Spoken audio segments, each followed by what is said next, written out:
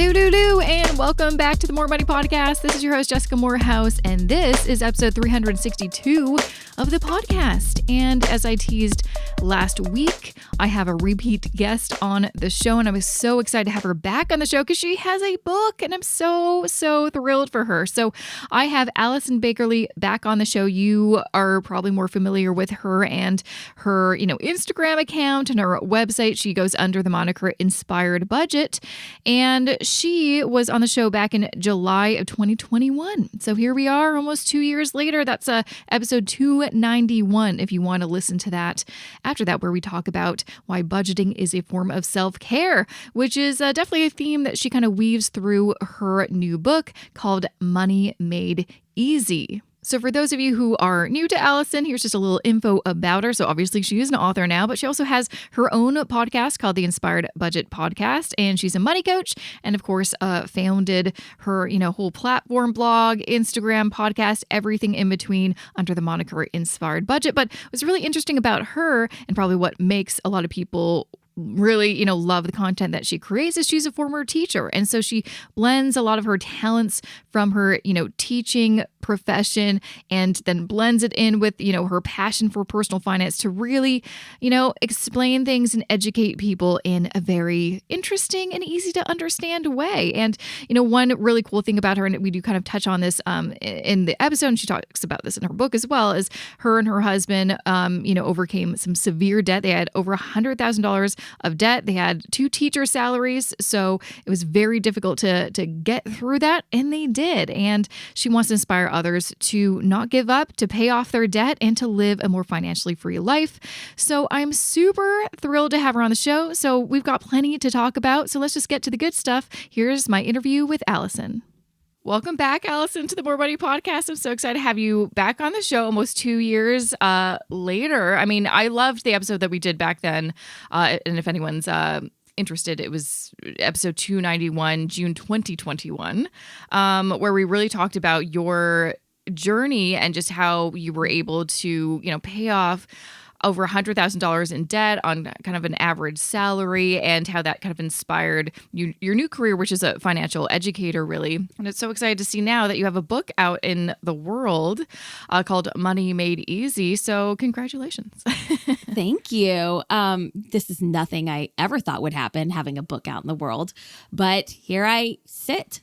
Here I sit with a book that I wrote, and I can't believe it, but I'm very excited for people to read it and be inspired and really find a solution to making money just a simpler and honestly a more enjoyable experience in their life. Yeah. So tell me about how the book came about. What kind of inspired, I know like you're a podcaster too. It's like there's a million personal finance books out in the world now. Mm-hmm. Why did you want to write your book, Money Made Easy? What was kind of the inspiration behind kind of the messaging behind it?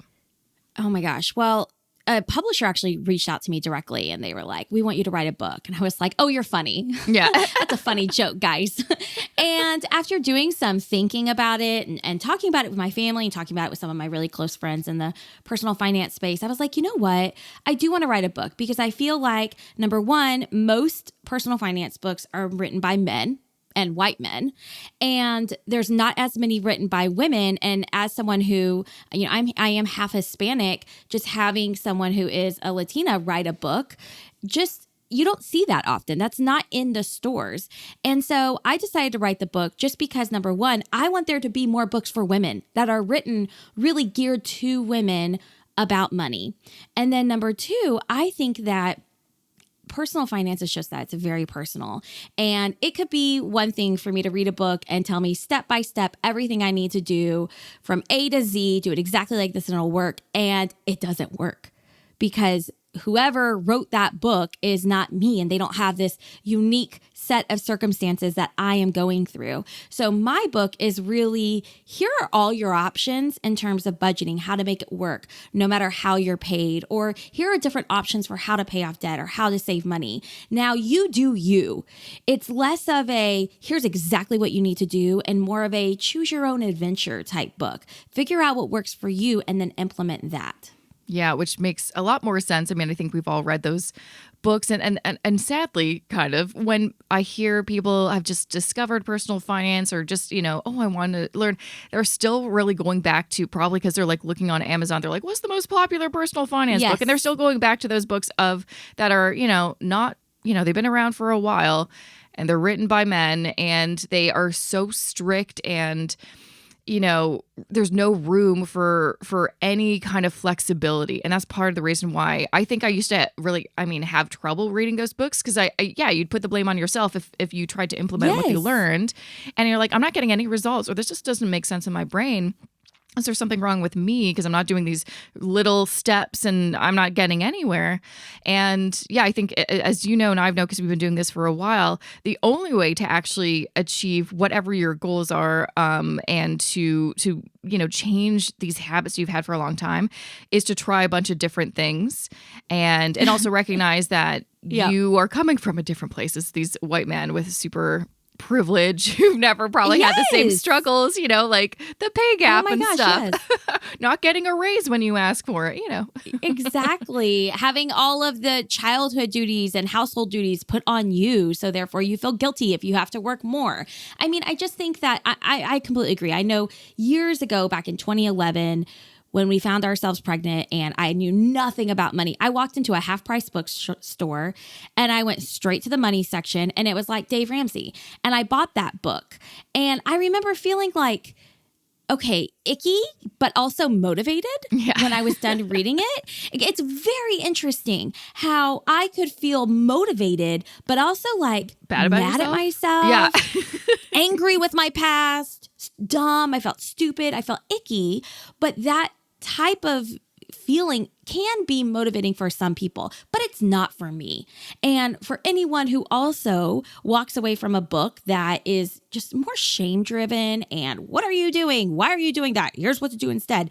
If you walk away from that book feeling gross about yourself, then read my book. Because it truly offers you grace and empathy. And I share our stories along in the book. It's really our stories are written within the chapter of how our family has truly gone from honestly just struggling so much with money to having a really positive relationship with money and the process of that and how it is attainable for anyone.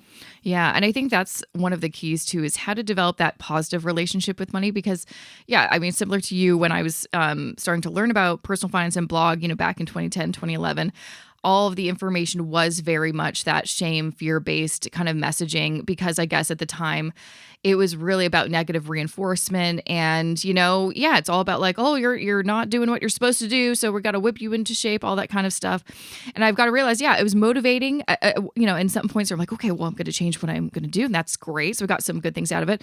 But then years later, I realized I had this really twisted relationship with money where it did make me feel bad if I didn't do something perfectly, or if I, just went against some of the teachings, even if it wasn't going to actually have a negative impact on me. Just like, it's okay if you buy a freaking coffee every day. Like, we need to get rid of that idea that, those little things will ruin your retirement. It's like, no, that's literally not what it's about at all. So one thing, I'd remind people is if you are reading some of those books, the books that they're out there. First, I'd say, word of caution, always do some research on who is that author and is there some weird stuff going on in their background? I'm telling you, most of those people, not that they're like canceled, but maybe some of them should be, just know who's writing it and what their personal values are. And that might be something to look into, because you'll get lots more information about why are they writing with this tone and why are they writing certain things. But then also recognize, if you walk away and you feel really bad, you're going to have to work on that later on in life. You're going to have to unpack that, maybe with therapists. That's what I've been doing, to be like, why do I have this really, not healthy relationship with money? Because you are able, especially with books like yours and all the content you've been creating for years, there is a way that you can have that healthy, positive relationship with money and achieve your goals. It doesn't have to be like, well, you just gotta deal with it. It's like, no, not in this day and age. No. Yes. And it's very interesting because when I was writing the book, I actually had a content editor. So, you have your regular editor who just kind of guides you, but then I had a content editor who I was working with very closely on every chapter of my book. And she knew that I wanted my book to be very uplifting. But when you're talking about money struggles, like there is some, this reflection that can be just a downer, honestly. And so I tried really hard and I worked with her to make sure that when I was sharing stories that were difficult or when we were talking about difficult topics, that we didn't sit in that shame and frustration for long in the writing process. It's like, you already know how you feel. You already feel this way. Let's get in, get out. Let's acknowledge our feelings, sit with them for a very short period of time, and then develop a plan to move forward. So just even in writing the book, I really tried to do that. I'm just naturally a very empathetic and understanding person. And so I wanted that to be conveyed in the book as well. So I definitely think that's what sets it apart from others. And just also the stories that are weaved throughout the book kind of keeps it just more entertaining. Yeah, exactly. I feel like people are tired of it. I mean, I certainly am tired of reading books that are just like, do this, do this, do this. It's like, no, I actually want to know. Yeah. I mean, that's why I have the podcast. It's like, I don't want just some tips and some advice. I want to know about you, and so we can have that actual human connection, because that's what's going to, I think, create that long-lasting motivation, is knowing that there's other people in the world that have gone through something similar to you and they were able to find a path to improve their situation. And so that should make you feel like you're less alone. I want to kind of talk a little bit about some of the chapters you have in your book. It really does seem like it goes through pretty much everything that people are going through, and how to set up that really solid foundation for, generating wealth and just managing your money in, an actionable way. Obviously you've got a few chapters about budgeting specifically, and I know, you're the Inspired Budget. What did you really want to get across in those chapters about budgeting? Because I know it's a big topic. People have feelings about it. Some people are like, this is the only way to budget. What were some of the things that you wanted to make sure that came across in that chapters? Oh my goodness. So originally, Jessica, my budgeting chapter was one chapter. And as I was writing it, I was like, this can't be one chapter. We've got to break it up. So I have really two chapters. One of them is about creating your budget, and one of them is about the secret behind successful budgeting. So before we even talk about the budget, we do have a chapter on mindset. The creating your budget is very much the nuts and bolts. I am a visual learner. And I was a teacher for 10 years, and I know really how to explain things in a way that makes sense, where people don't feel like, they have those aha moments instead of that I still don't get it moment. And that's really what chapter number 3, creating your budget, is all about. It's really the nuts and bolts behind it. Whether you're paid, once a month, every other week, variable, I go through it all. I give you pages. You can actually go online and get the free worksheets. If you buy the book, you get the worksheets along with it. And that is the nuts and bolts. But that's only really 20% of budgeting.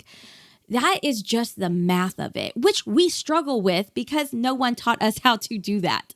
And so chapter number 4 is really about the secrets behind successful budgeting, which plays into very much situational things. What do I do when I have an unexpected expense? We just had this past weekend, my husband was mowing the lawn and he mowed over a rock and it shot up and hit a window that's very large in our house, shattered it into a million pieces.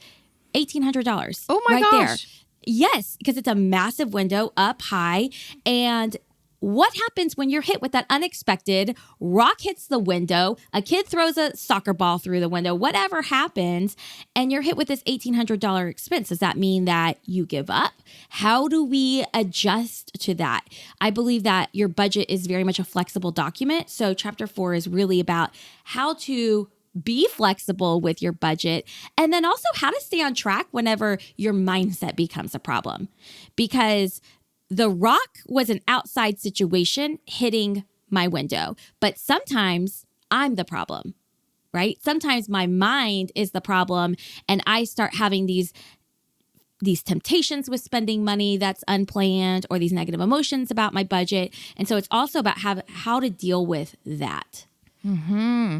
Yeah, I mean, I feel like most people, that's where when they have that perfect budget and then something like that happens, and it always does at some point, and you never know when it's going to happen, that's when things get derailed. And they're like, well, budgets just don't work because my life is always, something always happens, and no matter There's what, I can always never something. catch up. And Yes. it's important to be able to have that flexibility within your budget. And I know that's why you do also spend some time talking about the importance of emergency funds and sinking funds. I hear the term sinking fund all the time. I feel like it's an American thing. Not one Canadian has ever really talked about the term sinking fund. I know what it is. It's just like savings account for a specific purpose. But do you want to kind of talk about why sinking funds could be a game changer? Because I know it really can be. Like and because I've been using them for years. I just didn't call them sinking funds. But why should they be kind of a really important component when you're crafting your budget? Oh my gosh, yes. And yeah, by the way, call it whatever you want. Yeah. Sinking fund, savings account, it doesn't matter. You can make up your own fund name that makes you feel good. But sinking funds are essentially when you set aside money. And in my book, I go through really 4 types of sinking funds. Setting aside money for something you know will happen, like Christmas or, what else? My HOA dues that are going to come up every year. Setting aside money for something that you want to happen, like vacations. Setting aside for something that might happen, like needing new tires on my car. And then setting aside money for things that are just completely unexpected, like the rock hitting our window. So I recommend that. However, you don't have to have all 4 of them. So I don't even have all 4 of them because I would rather just have a really large emergency fund, and our emergency fund can cover this window situation. However, let me tell you, Jessica, the first time that we celebrated Christmas as a couple, we were really broke. I was pregnant, and Christmas came up, and I suddenly felt overwhelmed with the amount of gifts I had to buy and the fact that I was now an adult with an adult job, and I felt like I could no longer give just these really crappy Christmas gifts. And I remember thinking, I don't get a bonus. I'm a teacher. We don't get bonuses. There's no Christmas bonus. And I thought, I did not prepare for this. And it was very overwhelming. It was very frustrating. And it just really put a overall cloud over the season, the holiday. So your sinking fund allows you to think ahead about those types of events and prepare for them. So our family, we have 2 kids. We set aside a good amount of money every month for Christmas. We set aside $175. We also have our HOA dues that come up yearly, $1,300 a year. We have flood insurance because we live in Houston, Texas, and it floods here. Our water does not like to seep into the ground, so we have flash flooding. So we have flood insurance as well. And those are yearly expenses that I just want to set aside money for them. That way, whenever they come due, I'm able to just say, oh, I've got this covered. I have this planned. I thought about this in advance, and it is stress-free. There is no overwhelm. There is no frustration. There's no arguing back and forth with my spouse about, you forgot that this was coming up. None of that. It's just let's move the money from one account to another and just keep that up. And we actually have those set up automatically every single month. They're deducted out of our checking account. They go into a high yield savings account, and they live there until I need them. Yeah. Yeah. I mean, I've been doing a version of that for years. And I think the reason and you kind of mentioned this, is like, you can have one account for everything. You can have 4 different accounts. You can do whatever you want. It is really one of those things where it's like, test it out, see what makes sense. For me, I realized I needed to really divide them into separate accounts. Otherwise, I would forget all of the different things I was saving for, and accidentally like, oh no, I can use that cash to pay for this. And then I'm like, oh shoot, no, it was for my yearly home and auto insurance or something like that. So, I find the sinking funds is so helpful. And it's as simple as setting an auto transfer every month or every paycheck and just putting it as a line item in your budget. Because then when that thing does happen or that bill comes due, like I do that for property insurance, which is like I pay it. It's such a random, it's like, I don't know, every like 2 or 3 months, but it's not super regular. So anyways, I have to put money in there every single month. But then when the bill comes due, I don't panic like, oh gosh, where am I going to get the money? It's like, oh, it's already in that savings account that I started a little while ago. So we're okay.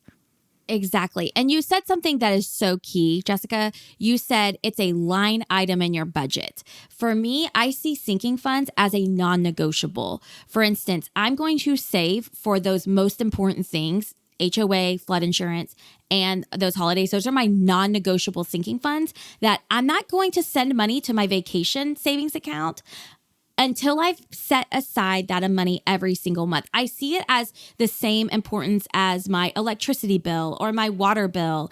I assign it that priority level. Now, if something happens and my husband loses his job or my business just stops and I stop bringing in income, yes, we can stop contributing to those, but that's more of like a last ditch kind of solution because I value that peace of mind over being able to spend that money on something else that might just go out the window to who knows what. Yeah, and I think that's really important to mention when you are in that situation where you're like, oh, husband lost their job or a really big expense, anything that you have to figure out where are we going to get the money. That's where it's easier to see what the priority accounts are, to be like, well, we're not touching our emergency fund. We're not touching the sinking funds. We still, want to make sure we're contributing to that. Okay, let's look at like our variable spending, try to cut back there. Travel fund, that's a luxury. It's not a necessity. Let's cut back there. It's a little bit less stressful when you know that what's the priority sequence of all of our different accounts. So it's so much easier to find out, okay, where can we hit pause until this is resolved? Absolutely. And what I have just a very simple Google Sheets where I have all of our expenses, kind of just the average of them. So our average utility bill, our average water bill, average restaurants and groceries.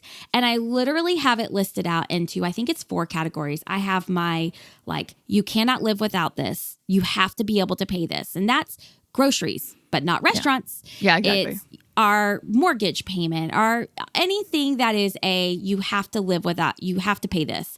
And then the second column is expenses by want. So that would be our travel fund. That would be even my kids' extracurricular activities. If something happens to us and we don't have money coming in, that's got to go. Is that fun? No. Will my kids be upset? Yes. But that's the reality of it. And so I'm not going to go into debt letting my son take piano lessons just because I feel bad. So I have our expenses by want, and then I have our savings. So this is retirement accounts, and then any extra money to our emergency fund, like we'll have to replenish our emergency fund from this window situation. And then I have our charitable contributions. So it allows me to visually separate out even my expenses in a way that says, okay, this is how much money we're spending every month on our what we have to live off of. And the rest is quote unquote optional. And it makes me feel better knowing, okay, what do I need to have in my emergency fund to be able to cover 6 months of those costs? And if something does go wrong, I have options. Not everything is of an equal priority level. Yeah.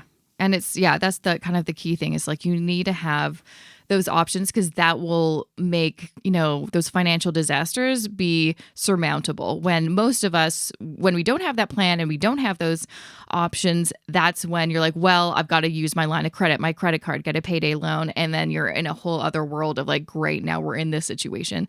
But speaking of debt, I know you do talk about debt in your book, and you talk about how to pay off debt and still enjoy your life. How is that possible? Because honestly, too, speaking about debt, I mean, I think there's so many great,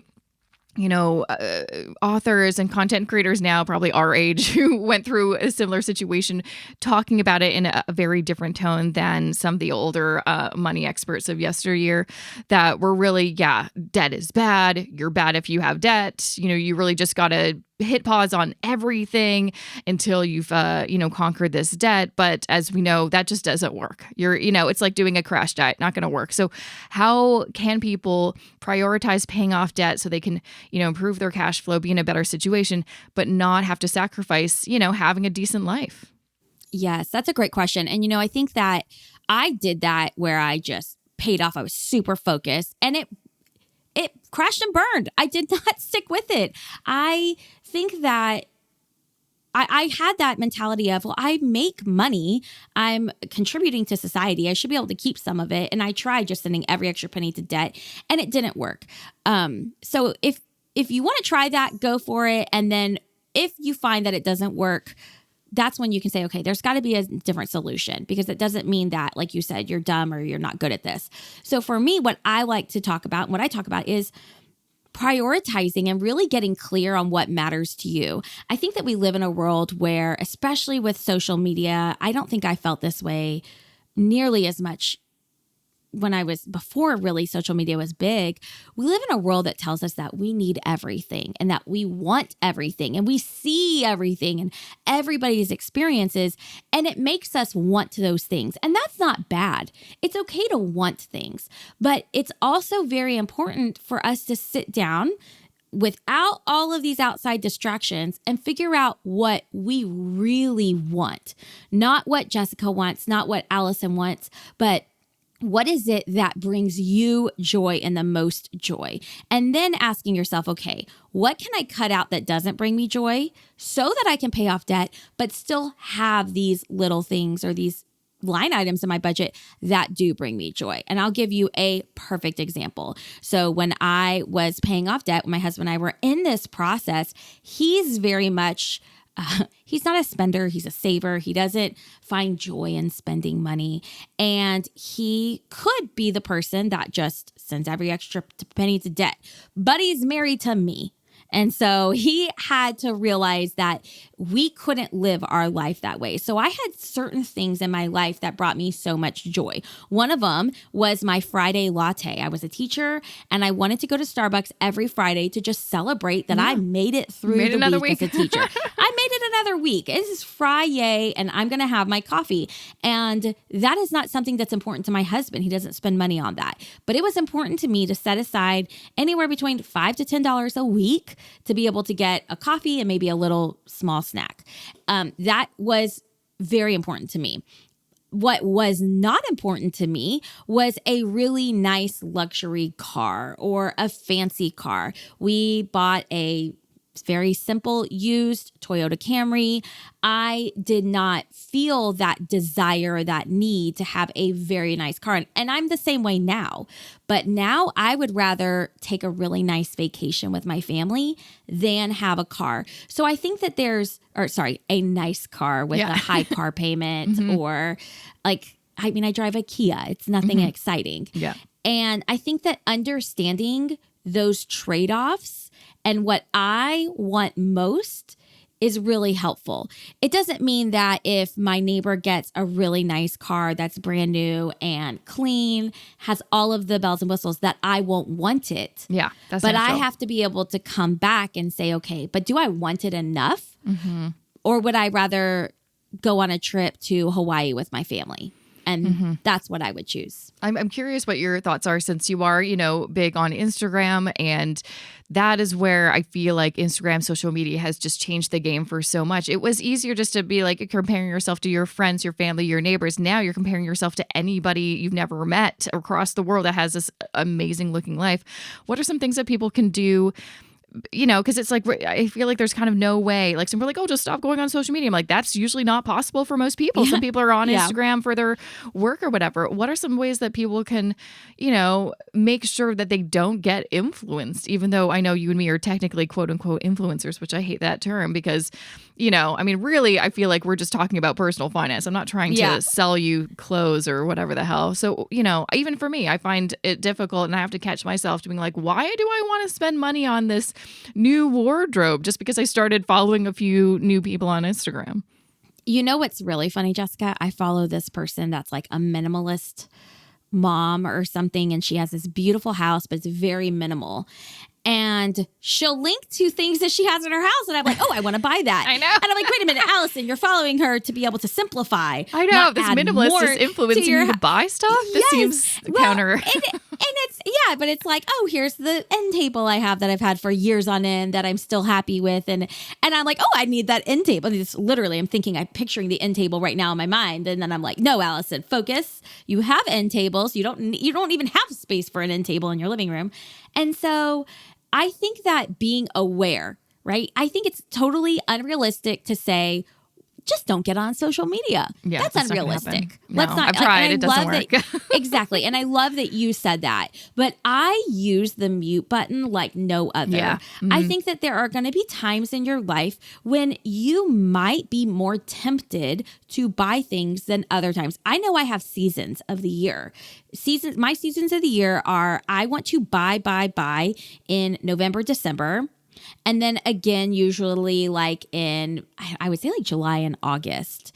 And those are my seasons of the year where I am more easily influenced. So number one, you have to know yourself.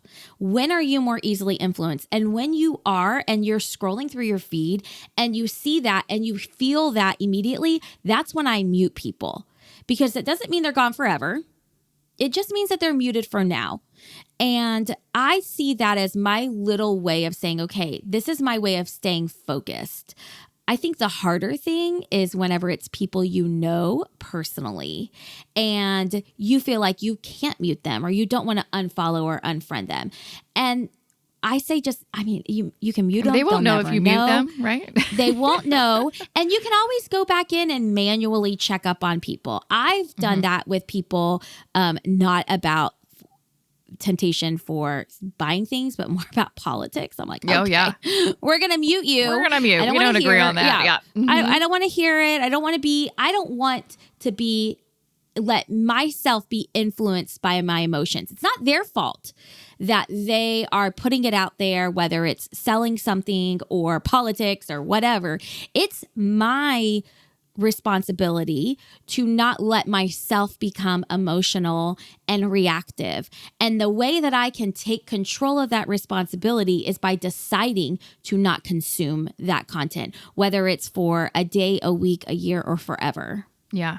Yeah. No, I feel like that's definitely something I've been practicing for a while. And it is difficult, especially when you're there's personal friends on there and you're like, well, I don't want them to not think I'm supportive, but you're like, you know what, this isn't helping me. I don't like getting onto an app with good intentions of being like, oh, maybe someone will inspire me today or has an exciting story to share. And that'll be really motivating. And then you feel like a bit triggered by what they're sharing. And then it'll make you feel maybe worse about your situation because you didn't reach a goal that they've been able to achieve. And then it just kind of spirals, and now you're a little bit more vulnerable to being influenced, and you're like, maybe if I buy this thing, then I'll feel a bit better. It's really, like you said, so important to be aware and conscious and then do something about it. If something's making you feel bad, then unsubscribe, get out of there. And even if it's temporary, so then when you're maybe in a stronger kind of mindset, you can, unmute them when you're in a better place. Yes. So that's always what I've told myself when it comes to following people and really who I consume content from, but also buying things. If I'm ever really tempted and I want to impulse spend, I have to tell myself, no, this item will be here next month when I've included it in my budget. It's not going away. I had a really big issue with Target and just shopping at Target. And I had to do like a Target detox. And I had to tell myself, Target's not going anywhere. They're not going away. Amazon's not going away. These influencers on Instagram aren't going away. You can take a break from them and come back when you're in a better position. And that's what I do for a majority of the things in my life, whether it's about money or not. I know. I feel like even specifically with Target, like we don't have it here. We tried to have Target in Canada. It just did not work out. So they left pretty quick. You know what? I think it's because we were expecting American Target, like all of the amazing deals and stuff like that. But obviously Canada's different. There's different in import export, it just was not the same. We're like, oh, it's actually still a better experience going across the border and going to like a US Target. So yeah, just the pricing, it just did not work out. Yeah. Unfortunately. But still, I even see, all these lifestyle influencers or like lots of, memes and jokes about, just going to Target because it's a fun activity or it's like an event.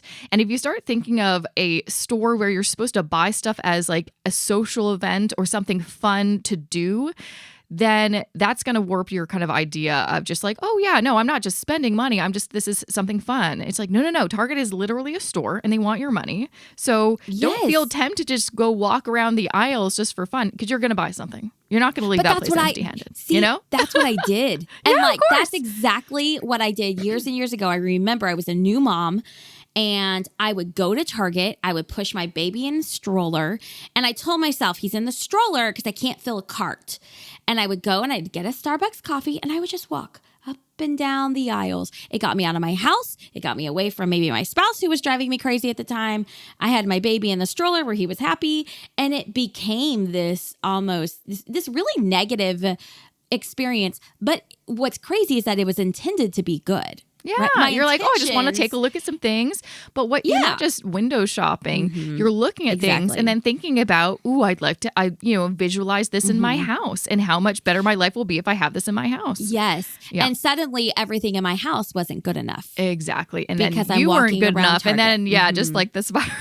Like, Yes. it's not good. That's why I had to have a Target detox. Yeah. I mean, I feel the same way when it comes to kind of those big times of year like Boxing Day and Black Friday, when I swear everyone's just talking about the deals.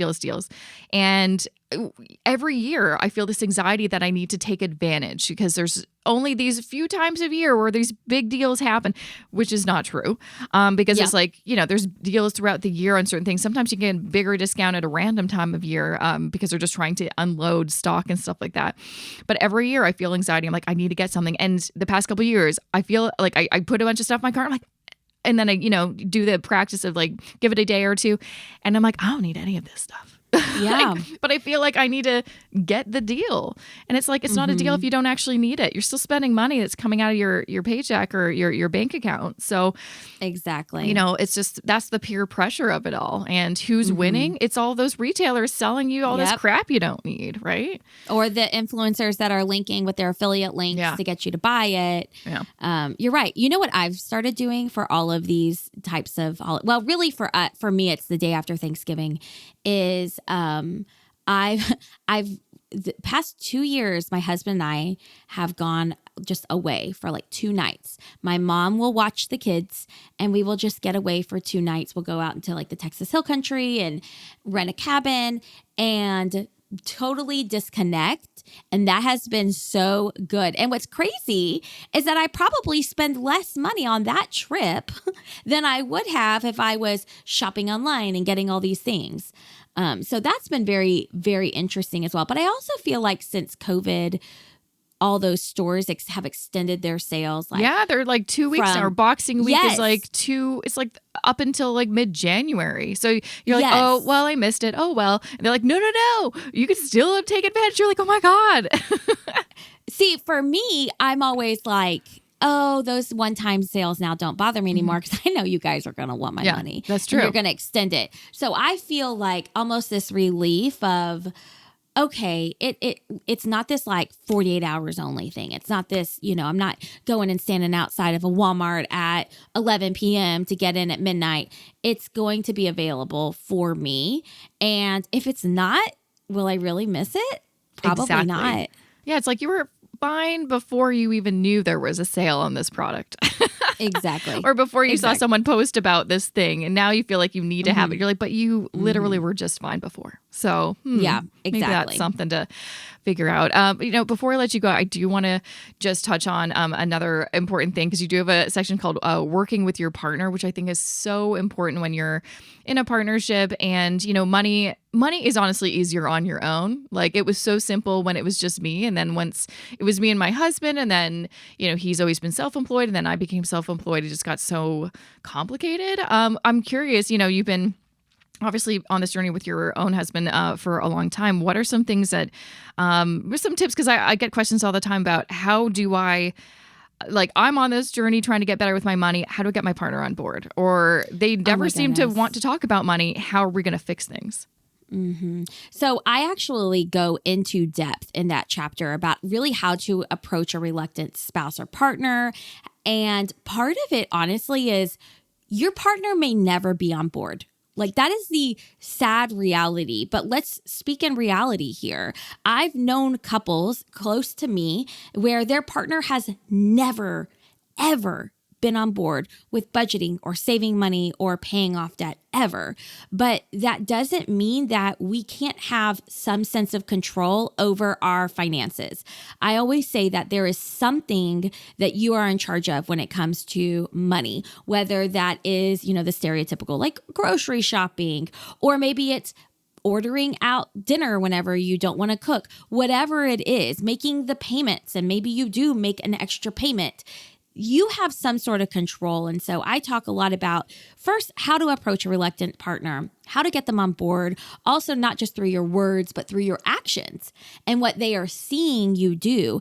And then if that doesn't happen, how you can still make progress towards your money even if they're not on board. Because I would love to tell you that every single partner is going to get on board with all of the tips and tricks that I give in my book, but that's not true.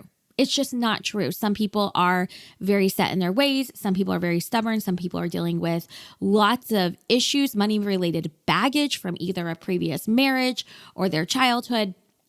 And we can't just paint this pretty picture that's going to work out for everyone. But that doesn't mean that it can't work out for you and what you are in charge of when it comes to your money. Yeah, I find, for all the couples that I've talked to and worked with, and even me and my husband, I feel like in general, it's awesome if both people are like, 50-50 partners and ready to do their spending and their budgeting every single month. But I haven't even had that in my life. Like we do, I finally have gotten him on board on like, put in your spending in our spreadsheet and I'll do the net worth for us and I'll do our joint spending. So he has very minimal things to do once a month. And then we take, if we need to, we take a look at things, or usually I give him a report like, okay, look, we, are increased our net worth this month, or, we need to cool it on the takeout a little bit. We kind of overspent last month. But I always find that in general with a partnership, when it comes to money management, there's someone who's the leader and someone who's kind of like, a participant, but maybe less involved. And that's okay. Like you can't be like, well, it should be a 50-50.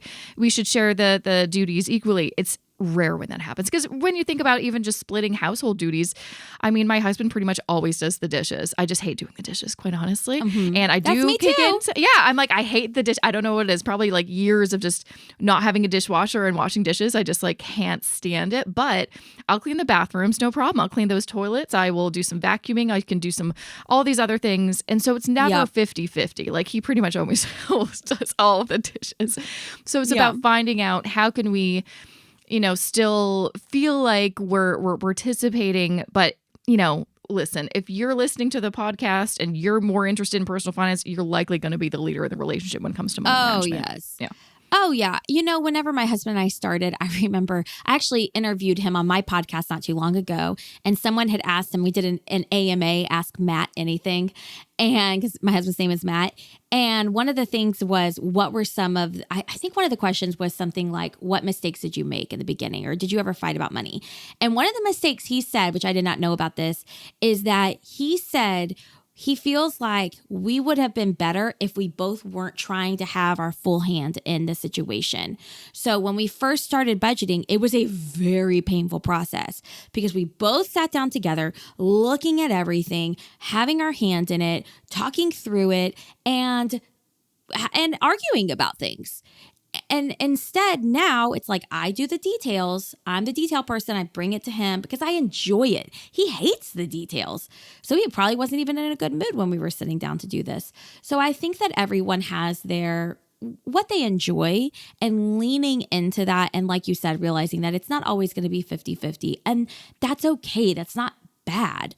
It's just as long as you're reaching your goals that you've compromised on together, then how does it matter how you get there? Mm-hmm, exactly. And I'd say like the last thing I'd say too is even if you're the one doing most of like the tracking and the actual, the tasks involved, as long as your partner, because I always think I'm like, gosh, if I die, I hope Josh knows how to continue with our, the thing that we've been building all these years. It's like, as long as there's open communication and they're aware and they know where the accounts are and understand what you're doing, then I think that also puts less pressure on them, especially if they have a lot of anxiety, like you mentioned, based on their childhood or, whatever kind of money events happened in their life, that at least they're aware. And then if something does happen, then they can hopefully continue.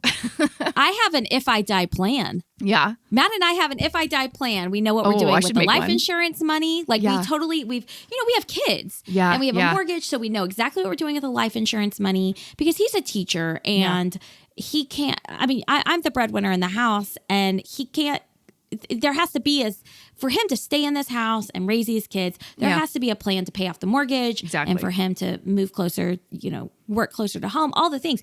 But even for my business, Jessica, because he knows nothing about my business. Yeah. I literally if Allison dies and my coworker knows, turn off all the emails. We don't need to be getting emails from a dead person. Like all these things because he doesn't know. Like he doesn't know what's all in with all the different checking accounts and savings accounts or the taxes and the sales tax. He doesn't know any of that. So I literally we have one laid out for personal and business because I want to be able to take the stress off of whoever is going through that, so that way they can focus on the kids and mourning. And it is kind of morbid to think about, but I'd rather have a plan and not use it. Yeah. No, I need that. So. Do you have like a template or something? Like, I feel like that'd be a great downloadable. Right? No, you know what I did was I have my director of operations, and we sat there, and she just typed in a Google sheet, like, okay, if Allison dies, and then we have one for her because she has such a heavy hand in my business. So we have if Kaylee dies, and it's literally just like, okay, you need to do this. Like, you need to contact Matt and give him this information. And so it's literally like, she has my husband's phone number. She knows who to contact. She knows like what email sequences to turn off, what to turn on, like all of the things. Because, I mean, just God forbid, that's putting people in a position to mourn and try to deal with a mess. And I would just rather have them mourn and not have that added mess on top. So this took an interesting turn. I know it did, but I find that's important. I'm like, I'm going to work on that today, literally, because I don't think I've written anything formally, but I'm like, that's so smart. That's so smart. So. Especially for the business. And we have it like, we have a will, and I need to create a document for my mom. I told her I would do this with like literally and keeping it in our safe. Like, here's all the bank accounts, because you're going to have to pay for things, Mom. You're going to have to make sure the mortgage comes out. Here's the mortgage. Like, here are the dates everything comes out on auto draft. Here's what's in our bank account. Move this money from savings. Like, if something happens to me, this is if something happens to me and my husband, like if we're on a trip and something bad happens, I want her to be able to not be in a position where she is completely overwhelmed with all of the household things as well. Mm-hmm. No, and it's like, even though it's a bit maybe morbid, it is, again, this is a really important part of financial management and budgeting, really, is to have this core plan, so you can feel good about what you're doing now, but also there's a plan for, again, when things happen that are terrible. It breaks my heart whenever I see people that are, especially like celebrities, that have all this wealth and they didn't have a will or they didn't have a plan, and now there's all this court battle between all the people involved. Like, it's just. Yeah, these are preventable things. Not as exciting or sexy, or they're very emotional, but they're just equally as important. Now, before I let you go, where can people find more information about you? And of course, grab a copy of your book so that they can dive into more of the topics that we were discussing in this episode. Of course. So my book is going to be available at Barnes & Noble, Amazon, even in, what is that Canadian bookstore? Indigo. It's going to be in Indigo.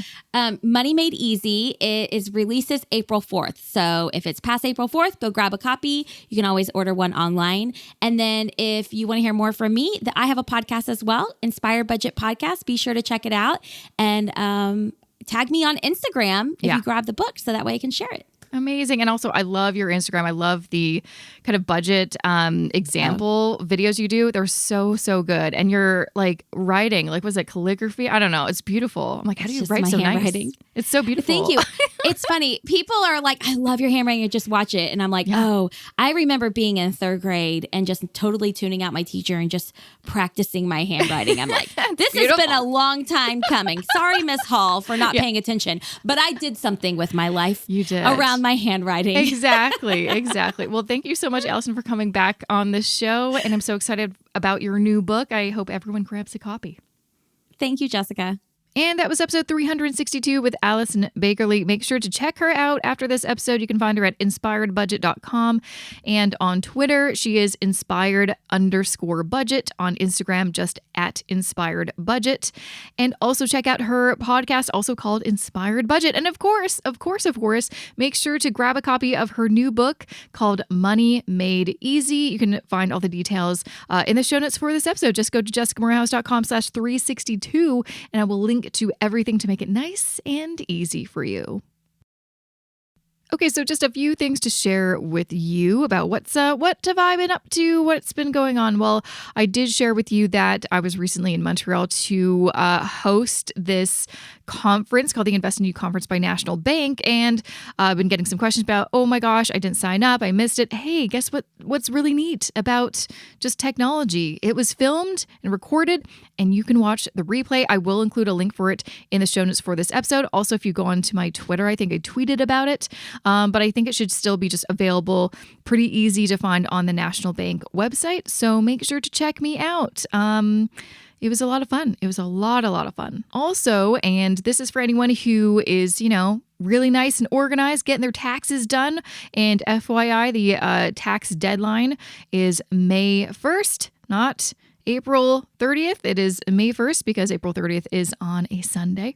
But I recently put out a video on my YouTube channel all about how Canadian taxes work. So in case you have no real clue, or you think you know, you just want me to maybe explain things in a really digestible way, I recently put out a video on my YouTube channel, but that is not the only exciting thing about that. The other exciting thing is in the description for that video, you can find a form to enter to win another contest I am running.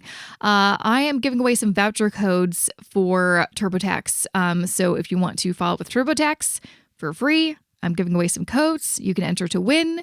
So I just wanted to let you know, in case you didn't even know I had a YouTube channel, and, it's just a fun contest, and it'll just, maybe make tax season a little bit easier for you. So make sure to check that out.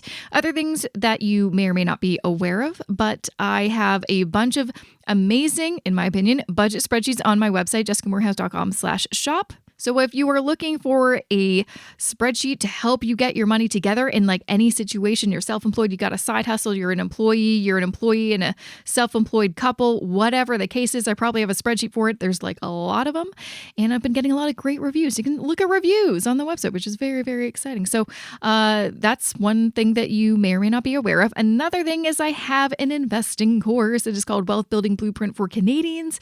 It just passed the 2-year anniversary, which is really exciting. And oh my gosh, I love getting the feedback from my students. The other kind of cool thing about running this course, and something that I included, was you get a one-on-one session with me, debriefing kind of session with me after you finish the course. And it's a great way for me to find out what people think. And people love it. People love it. So if you want to find more information about my Wealth Building Blueprint for Canadians course, make sure to go to jessicamorehouse.com/course, or again, check out the show notes for this episode. Well, that is really all I can share with you right now. But thank you so much for listening and supporting the podcast. I recently got, not tagged, but I saw a tweet from the host of the Rational Reminder podcast, which is also a great podcast if you aren't already listening to it, with a little screenshot that they were like number one in the, I guess, Apple podcast investing category. I honestly have stopped looking at podcast reviews or rankings because it just was not, it wasn't good for my mental health to see people that were maybe negative or just like comparing myself to others. So I just have not checked in literal years, but it popped up in my little timeline on my Twitter, and apparently this show was number 2. That's kind of cool. So yes. So thank you for supporting this show. And also thank you to my podcast editor for making this show possible, Matt Rideout. Thank you so much. Well, that is it for me. Thank you so much for listening. I will see you back here next Wednesday with a fresh new episode of the More Money Podcast. Until then, have a good rest of your week and weekend. And, stay cool. Stay cool.